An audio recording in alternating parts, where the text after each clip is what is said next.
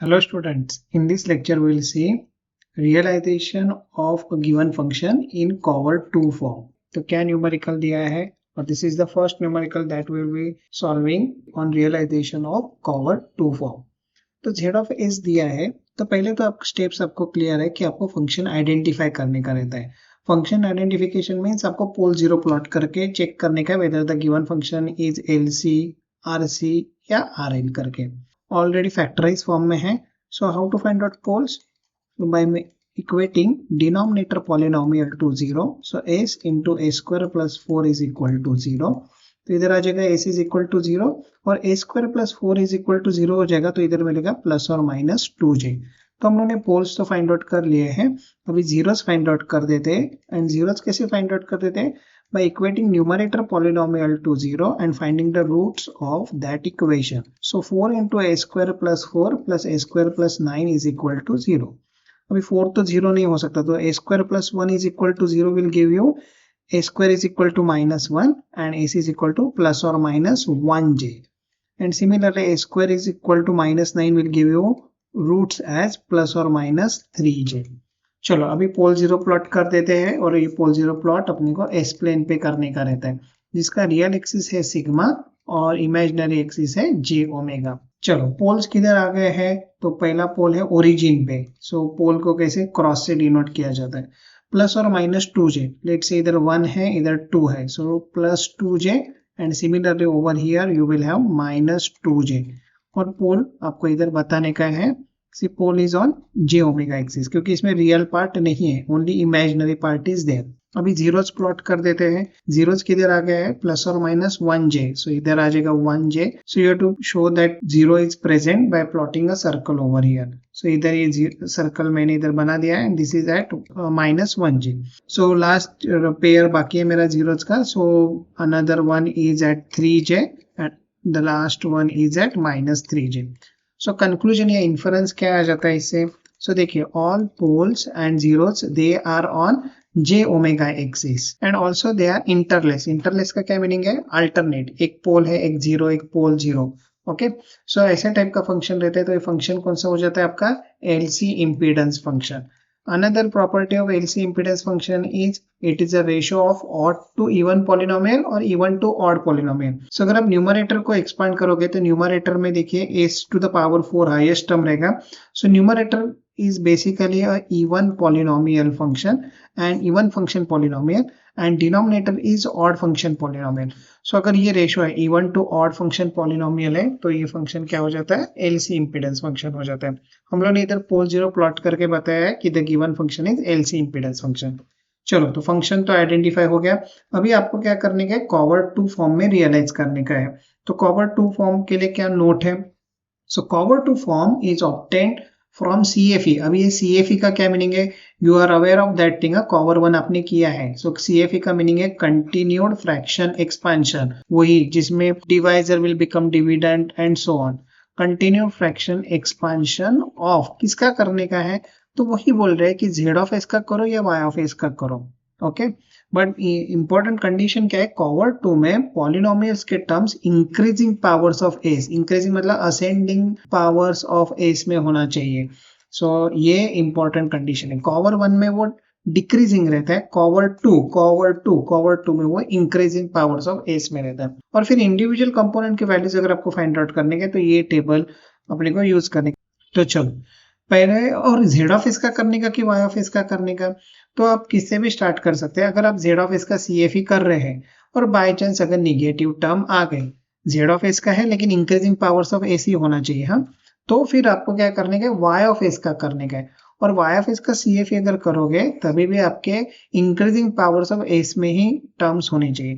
Basically divisor will become dividend, dividend will divisor. If you are getting a negative term while performing CFE of z of s, then you have to do CFE of y of s. चलो तो ये z of s है. सो ये मैंने इधर expand कर दिया है. देखिए 4 ये इधर आ जाएगा s raised to power 4 10 square plus 9, ये मल्टीप्लाई कर दिया है और फिर ये कांस्टेंट भी इसके साथ मल्टीप्लाई कर दिया. लेकिन अभी हम लोग ने देखा कि CFE किसका किया जाता है? By arranging the polynomial in increasing powers of s. Increasing powers of s मतलब 36 पहले आएगा, फिर आ जाएगा 40a स्क्वायर और इधर आ जाएगा 4s टू द पावर 4। ये देखिए इंक्रीजिंग पावर्स ऑफ s के टर्म्स में हो गया और डिनोमिनेटर में आ जाएगा 4s प्लस s क्यूब। तो इधर भी टर्म्स कैसे अरेंज किए हैं इन इंक्रीजिंग पावर्स ऑफ s। चलो तो अभी इसका हम लोग CFE करते हैं और CFE के लिए ये आपका है न्यूमरेटर और ये है आपका डिनोमिनेटर। सो न्यूमरेटर बन जाता है आपका डिविडेंड और डिनोमिनेटर बन जाता है आपका डिवाइजर। अभी आपको ये डिवीजन करने का है। ओके देखिए इंक्रीजिंग पावर्स ऑफ s के टर्म्स में। So basically you have to divide 36 by 4s। So when you divide 36 by 4s it turns out to be 9 by s। तो ये आपका क्वोशंट हो गया, लेकिन क्वोशंट हम लोग CFE में इधर नहीं लिखते हैं। इधर मैं लिख देता हूँ CFE of z of s और क्वोशंट किधर आ जाएगा तो इधर हम लोग लिख देते हैं। जैसे ही कॉवर 1 कर किया था वैसे कॉवर 2 करने का है, खाली एक ही चेंज है इंक्रीजिंग पावर्स ऑफ s के टर्म्स में आपको अरेंज करने के पॉलिनोमियल। सो 9 by s से अगर मल्टीप्लाई करेंगे तो इधर आ जाएगा 36 and when you multiply this one you will get 9s square. So आप सब्ट्रैक्ट कर दीजिए। So this will become 31s square and here you will have 4s raised to 4. Now this divisor will become next dividend. So here you will have 4s plus s cube. So इधर quotient term कैसे calculate करोगे तो 4s को आपको divide करने का है 31s square से। सो ये बेसिकली आ जाएगा 4 by 31s। s डिनोमिनेटर में ही रहेगा 4 by 31s। So here you will have 4s plus ये आपको मल्टीप्लाई करके आपको इधर मिल जाएगा 16, 4 4 16 डिवाइड बाय 31 और s क्यूब इधर मिल जाएगा। Okay and when you subtract 31 मतलब ये बेसिकली 1 minus 16 by 31 होने वाला है। So you will gate 15 by 31 s cube and now the next dividend will be this part, that is 31s square plus 4s raised to 4. Now you have to divide 31s square by this one and you can find out that quotient. So आप actually fraction form में भी लिख सकते हैं या फिर आप integer form में भी लिख सकते हैं। So better you prefer a fraction form over here. So इधर आप डिवाइड करोगे तो बेसिकली 31 into 31 मल्टीप्लाई हो जाएगा। सो 961 डिवाइड बाय 15 और s एक रहेगा वो डिनोमिनेटर में रहेगा। देखिए 5 और s प्रॉपरली लिखे, ये 15 है और इधर एक s है। So here you will gate 31s square, only one term you will gate and when you subtract what you will gate 4s raised to 4 and here now the next rather you can say last dividend of this CFE और इधर 15 by 31 s square को sorry s cube को आपको divide करने का 4s raised to 4 से। So here it will become 15 और ये 31 into 4 हो जाएगा। So it will be 124, s तो डिनोमिनेटर में आ जाएगा and now you will gate s cube over here and here you will gate 0। सो है कंप्लीटेड CFE सक्सेसफुली कैसे बोल सकते हैं क्योंकि आपको इधर रिमाइंडर क्या मिल गया है 0 मिल गया है and all the quotients are positive. ये किसका CFE आपने किया CFE of z of s कर दिया है। सो ध्यान में रखें फर्स्ट टर्म को आपको डिनोट करना पड़ेगा, ये है z of s। Skip this one, the next one is z of s। Okay और फिर अल्टरनेट जो टर्म बचे आपके वो रहेंगे आपके y ऑफ s। तो इसको मैं नाम दे रहा हूँ y ऑफ s और इसको भी नाम देंगे हम लोग y of s। So z y हमेशा किससे स्टार्ट होता है तो जिसका आप CFE कर रहे हैं और वो सक्सेसफुल होता है। सक्सेसफुल मतलब क्या, you won't get any negative coefficient and you will get remainder as 0। That is the meaning of successful CFE। Okay अभी अपने को ये टेबल रिफर करना पड़ेगा and you can identify the value of the components. So पहले component का value z है और s डिनोमिनेटर में है। तो इधर आप देख सकते हैं z में s डिनोमिनेटर में, that means it is a capacitor. तो इधर से हम लोग आइडेंटिफाई कर देते हैं कि दिस इज अ कैपेसिटर और वैल्यू कैसे फाइंड आउट करने का रहता है। So you have to equate with 1 by SC। So be careful about this comparison.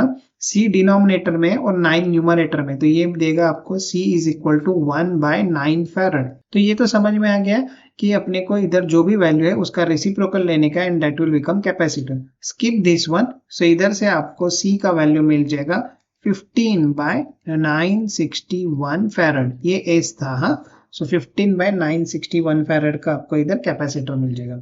अभी आपको इंडक्टर के वैल्यूज फाइंड आउट करने के हैं। वो इंडक्टर कैसे पता चला, तो देयर आर टू थिंग्स। एक तो पहले ही मालूम है अपने को ये फंक्शन LC फंक्शन है, तो कैपेसिटर इधर आ गया तो नेचुरली ये जो एलिमेंट रहेगा वो इंडक्टर रहेगा। या another way is y is there and s is in the denominator, तो टेबल देखिए एक बार, y है और s is in the denominator. That means you have to equate it with 1 by SL. So this term has to be equated with 1 by SL. So L का इधर value हो जाएगा इसका reciprocal. So that one is nothing but 31 by 4 Henry.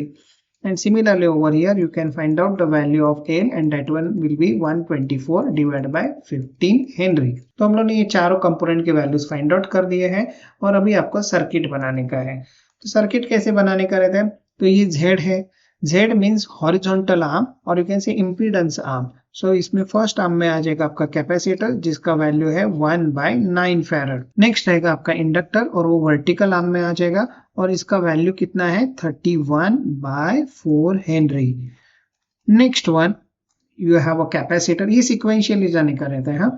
Again you have a capacitor in the horizontal arm and the value of that capacitor is 15/961 farad.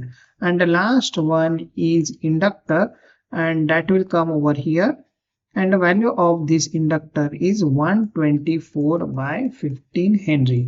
And you completed the network. ये ऐसे ही नहीं रखने का है, ये single port network रहता है. सो ये सब कनेक्टेड हो गए और इधर ये आपको पोर्ट अवेलेबल किया गया है. One port means 2 terminals. और अगर इधर आप Z of S कैलकुलेट करोगे तो ये आपको मिल जाएगा, ये फंक्शन आपको मिल जाएगा. So you have realize the given function in Cauer 2 form. तो ये काफी सिंपल न्यूमेरिकल्स रहते हैं, खाली ये ध्यान में रखें कॉवर 2 में जो पॉलिनोमियल्स है न्यूमरेटर या डिनोमिनेटर में वो आपको इंक्रीजिंग पावर्स ऑफ एस में ही अरेंज करने के. आप CFE Z of S का करो या Y of S का करो. अगर कोई ऐसा बोल रहा है नहीं कि इधर हम लोग Y of S का CFE करके देखते हैं, कुछ प्रॉब्लम नहीं है. आपका ये जो 4s plus s क्यूब है ये बन जाएगा आपका dividend and this will become divisor. But I am 100% sure कि ये वो CFE में आपको निगेटिव टर्म आएगा ही. ऐसा क्यों होता है, अगर CFE of Z of S अगर आपका सक्सेसफुल रहता है तो CFE of Y of S हमेशा फेलियर रहेगा. ये चीज ध्यान में रखिए. अगर CFE of Z of S fail हो गया है तो Y of S सक्सेसफुल आना ही चाहिए. इसके लिए इंपॉर्टेंट चीज है आपका मैथमेटिक्स से आपका कैलकुलेशन बराबर होना चाहिए. हाँ, ये चीज ध्यान में रखें, otherwise this circuit implementation is quite simple. Okay, thank you.